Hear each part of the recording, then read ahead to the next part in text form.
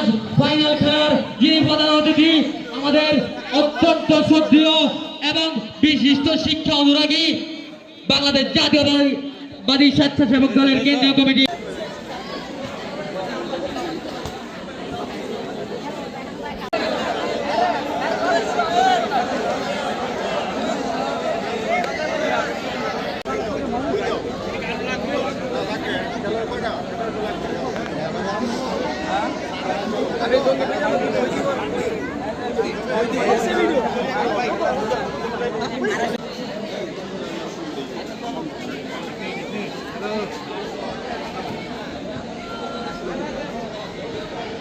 আমরা আজকে মাদকমুক্ত পরিবেশ করার জন্য আমাদের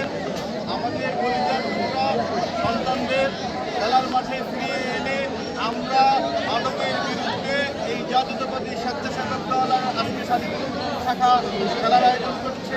এই আয়োজনের মাধ্যমে আমরা মাদকের বিরুদ্ধে যুদ্ধ ঘোষণা করলাম, মাদকের বিরুদ্ধে যুদ্ধ ঘোষণা করলাম, মাদকের বিরুদ্ধে যুদ্ধ ঘোষণা করলাম।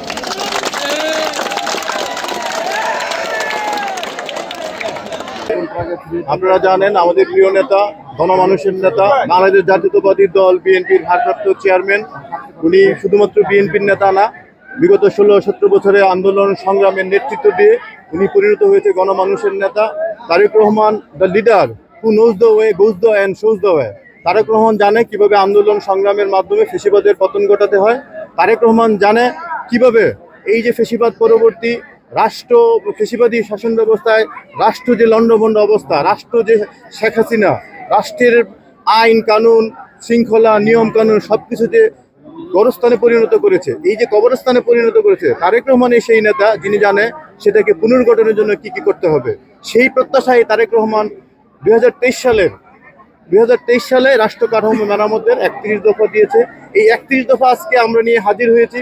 এই যে সাদিপুর ইউনিয়ন স্বেচ্ছাসেবক দলের উদ্যোগে আজকে লস্করবাড়ির মাঠে আমরা যে খেলা 31 আপনারা জানেন, এটা রাষ্ট্র কাঠামো মেরামতের 31 দফা তৃণমূল প্রচারের জন্য শহীদ জিয়া স্মৃতি ফুটবল টুর্নামেন্টের আয়োজন করেছে আমাদের জাতীয়তাবাদী স্বেচ্ছাসেবক দল সাদিপুর ইউনিয়ন শাখা।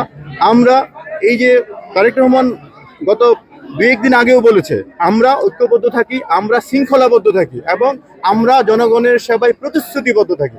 এই যে আজকের খেলা, এই খেলা কিন্তু ঐক্যবদ্ধতার প্রতীক, এই খেলা কিন্তু শৃঙ্খলাবদ্ধতার প্রতীক, এই খেলা কিন্তু জনগণের যে সেবা কিভাবে একটা ছেলে মাদকাসক্তের দিকে যখন ধাবিত হয়, তখন যদি আপনি তাকে খেলাধুলায় আসক্ত করতে পারেন, তাহলে তার মানসিকতা ডাইভার্ট হয়ে খেলাধুলার দিকে চলে যাবে, মাদকাসক্তিকে সে না বলবে। এটাই হচ্ছে আমাদের তারেক রহমানের, আমরা জনসেবায় প্রতিশ্রুতিবদ্ধ থাকি। তাই আমরা আশা করি তারেক রহমান যেভাবে আন্দোলন সংগ্রামের মাধ্যমে শেখ হাসিনাকে পালাতে বাধ্য করেছে ছাত্র জনতার আন্দোলনের মাধ্যমে, এই তারেক রহমান আগামী দিনে 26শে ফেব্রুয়ারিতে যে নির্বাচন হবে, সেই নির্বাচন নিরপেক্ষ একটা নির্বাচন হবে। সেই নির্বাচনে জনগণ তারেক রহমানকে ভালোবেসে, জিয়াউর রহমানকে ভালোবেসে, বিএনপিকে ভালোবেসে, খালেদা জিয়াকে ভালোবেসে ধানের শীষে ভোট দিবে এবং ধানের শীষে ভোট দিলে তারেক রহমান আমরা আশা করি জনগণ আমাদের সাথে আছে, আমরা জনগণের সাথে আছি। আমরা জনগণের নেতৃত্ব দিয়ে আমরা জাতীয় সংসদে যাব।